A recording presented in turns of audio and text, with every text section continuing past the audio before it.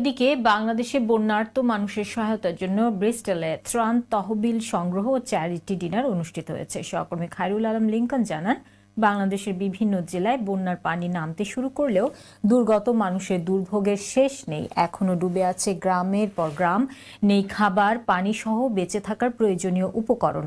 বন্যার্ত এসব মানুষের জন্য সহায়তার হাত বাড়িয়ে দিতে মানুষ মানুষের জন্য স্লোগান নিয়ে ব্রিস্টলে অনুষ্ঠিত হয়েছে চ্যারিটি ডিনার।